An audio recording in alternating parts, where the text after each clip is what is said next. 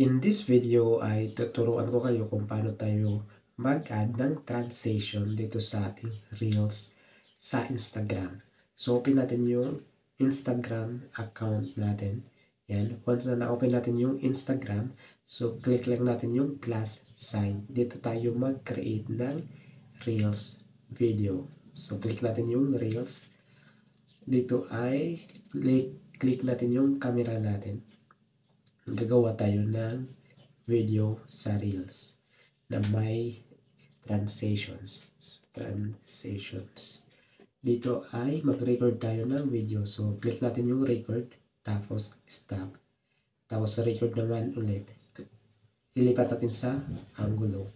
Tapos record ulit natin. Tapos stop.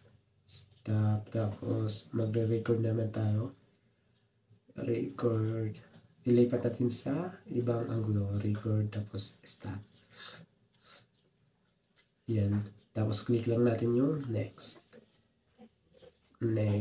Once natapos na tayo sa pag-record, dito naman ay click natin yung edit video. So, i-edit natin yung video natin. Yan. Dito ay makikita natin yung split sa ating video, split. So, click lang natin yung split. Dito ay mag-add tayo ng transition. So, pipili tayo ng transition dito. Dito may zoom transition. Dito naman is blur, tapos wrap transition, flare transition. So, pipili tayo, i-click lang natin yung add. Once na, or click natin yung all, apply all. Kapag nagustuhan natin yung transition, apply to all.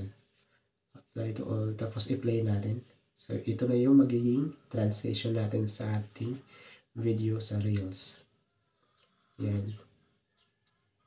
So, ganito na yung itsura natin na may transitions sa video natin. So, i-zoom natin. Yan.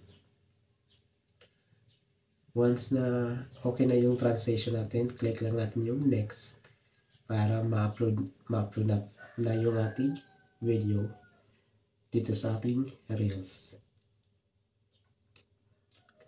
Ayun, so ganoon lang kasimple kung paano mag-add ng transition dito sa ating video dito sa Instagram account natin.